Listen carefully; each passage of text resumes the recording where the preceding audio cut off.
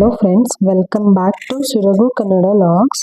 ಇವತ್ತು ನಾವಿಲ್ಲಿ ಮಾಡ್ತಾ ಇರೋ ರೆಸಿಪಿ ಮೊಟ್ಟೆ ಕೋಳಿ ಸಾರು ಅಥವಾ ಫಾರ್ಮ್ ಕೋಳಿ ಸಾರು. ಸೊ ಇದಕ್ಕೆ ಬೇಕಾಗಿರುವಂಥ ಇಂಗ್ರೀಡಿಯೆಂಟ್ಸು ಈರುಳ್ಳಿ.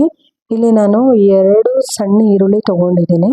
ಹಾಗೆ 2 ಬೆಳ್ಳುಳ್ಳಿ, 1.5 ಇಂಚು ಶುಂಠಿ, 3ರಿಂದ 4 ಸಣ್ಣ ಚಕ್ಕೆ ಪೀಸು, ಹಾಗೆ 1 ಏಲಕ್ಕಿ, 3 ಲವಂಗ, 4 ಮೆಣಸು, 2 ಮುಷ್ಟಿ ಕೊತ್ತಂಬರಿ ಸೊಪ್ಪು, ಹಾಗೆ ರುಚಿಗೆ ತಕ್ಕಷ್ಟು ಉಪ್ಪು, ಹಾಗೆ ಅರಿಶಿಣದ ಪುಡಿ, ಒಗ್ಗರಣೆಗೆ ಸಣ್ಣಗೆ ಹೆಚ್ಚಿರೋ ಅಂಥ 1/4 ಭಾಗದಷ್ಟು ಈರುಳ್ಳಿ ತೊಗೊಂಡಿದ್ದೀನಿ.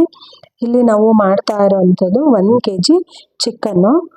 ಸೊ ಇಲ್ಲಿ ನಾವು 2 ಮಸಾಲೆನ ತೊಗೋಬೇಕು, ಅಂದರೆ 2 ಮಸಾಲೆ ರುಬ್ಕೋಬೇಕು. ಇದನ್ನು ಸಪ್ರೇಟ್ ರುಬ್ಕೋಬೇಕು.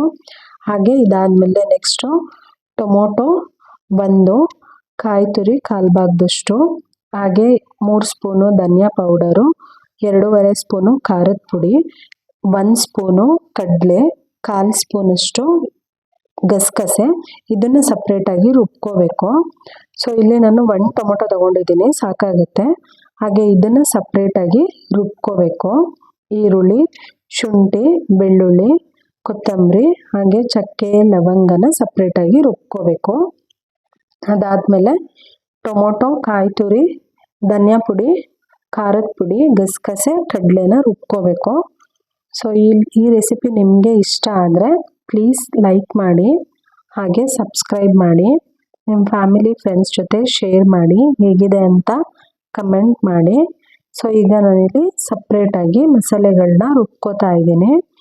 ಈಗ ಕಾಯಿ ತುರಿ, ಟೊಮೊಟೊ, ಧನಿಯಾ ಪೌಡರು, ಚಿಲ್ಲಿ ಪೌಡರು, ಕಡಲೆ, ಗಸಗಸೆನ ರುಬ್ಕೋತಾ ಇದ್ದೀನಿ. ಸೊ ಇದನ್ನು ಸಪ್ರೇಟಾಗಿ ರುಬ್ಕೋಬೇಕು.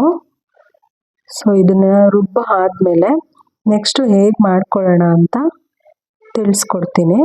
1 ಕುಕ್ಕರ್ನ ಬಿಸಿ ಮಾಡ್ಕೊಳ್ಳೋದಕ್ಕೆ ಇಟ್ಕೊಂಡು 3 ಸ್ಪೂನು ಎಣ್ಣೆ ಹಾಕ್ಕೋಬೇಕು.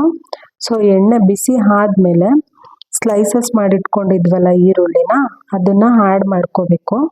ಇದು ಗೋಲ್ಡನ್ ಬ್ರೌನ್ ಆಗೋವರೆಗೂ ಫ್ರೈ ಮಾಡ್ಕೋಬೇಕು.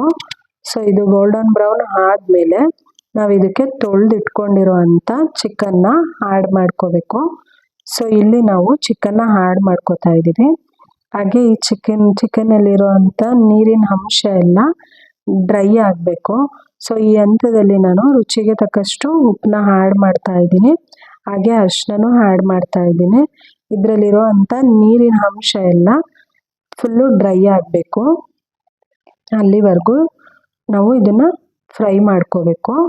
ಇದಕ್ಕೆ ಯಾವುದೇ ರೀತಿಯಾದಂಥ ಲಿಡ್ನ ಕ್ಲೋಸ್ ಮಾಡಬಾರ್ದು. ಹಾಗೆ ಇದಕ್ಕೆ ಮಸಾಲೆನ ಆ್ಯಡ್ ಮಾಡ್ಕೋಬೇಕು.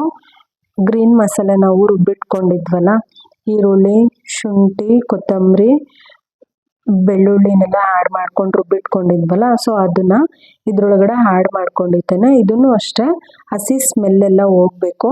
ಹಾಗೆ ಎಣ್ಣೆ ಬಿಟ್ಕೋಬೇಕು. ಅಲ್ಲಿವರೆಗೂ ನಾವು ಇದನ್ನು ಫ್ರೈ ಮಾಡ್ಕೋಬೇಕು. ಇದನ್ನು ಫ್ರೈ ಮಾಡ್ಕೊಂಡಿದ್ದೇನೆ. ನೆಕ್ಸ್ಟು ನಾವು ಇದಕ್ಕೆ ನೀರನ್ನ ಆ್ಯಡ್ ಮಾಡ್ಕೋಬೇಕು. ನೀರನ್ನ ಆ್ಯಡ್ ಮಾಡ್ಕೊಂಡಿದ್ದೇನೆ. ಲಿಡ್ನ ಕ್ಲೋಸ್ ಮಾಡ್ಕೋಬೇಕು. ಏನಂದರೆ ಇಲ್ಲಿ ನಮಗೆ ಹಸಿ ಸ್ಮೆಲ್ಲೆಲ್ಲ ಹೋಗಬೇಕು, ಅಲ್ಲಿವರೆಗೂ ನಾವು ಫ್ರೈ ಮಾಡ್ಕೋಬೇಕು. ಅದಾದಮೇಲೆ ನೀರು ಆ್ಯಡ್ ಮಾಡ್ಕೊಂಡಿದ್ದೇನೆ. ಲಿಡ್ನ ಕ್ಲೋಸ್ ಮಾಡ್ಕೊಂಡಿದ್ದೇನೆ. 6 ವಿಷಲ್ನ ಕೂಗಿಸ್ಕೋಬೇಕು. ಸೊ 6 ವಿಷಲ್ಲು ಕೂಗ್ಸ್ ಆದಮೇಲೆ ನಮಗೆ ಅದು ಬೆಂದಿರುತ್ತೆ. ಸೊ ಅದಾದಮೇಲೆ ತಣ್ಣಗಾಗಿರುತ್ತೆ. ಕುಕ್ಕರ್ ಲಿಡ್ನ ಓಪನ್ ಮಾಡಿದ್ದೇನೆ.